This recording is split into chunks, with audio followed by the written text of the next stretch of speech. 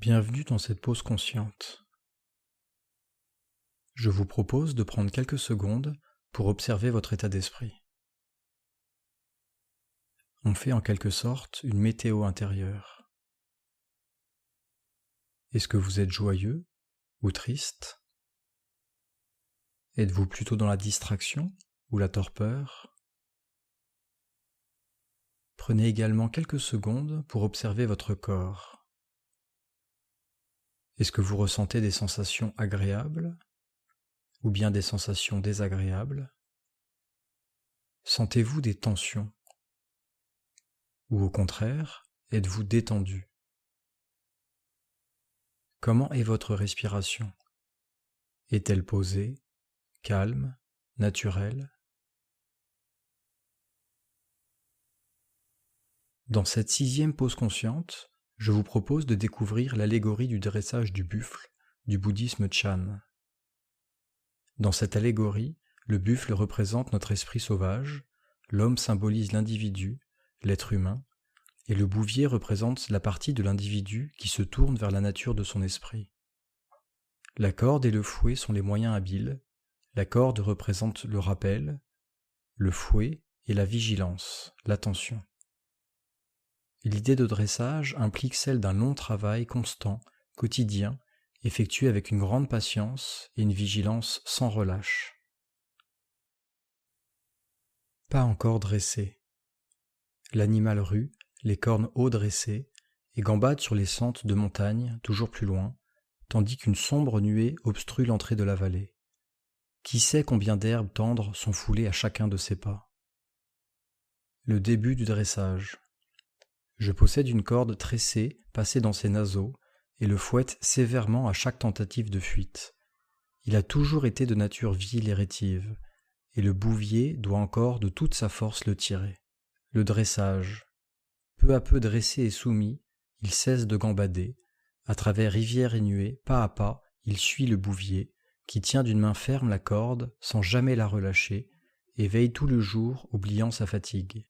L'animal retourne la tête.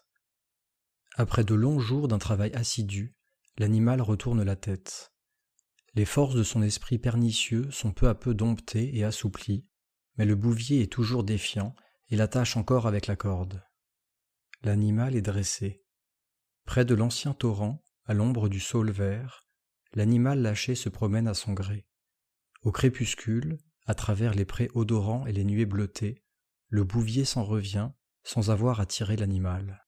Sans obstacle. Libre et apaisé, le buffle repose sur le champ humide de rosée. Nul besoin désormais du fouet, ni d'aucune sorte de contrainte. Le bouvier est assis sous le pin verdoyant, jouant une mélodie paisible, expression de sa joie. Suivre le naturel.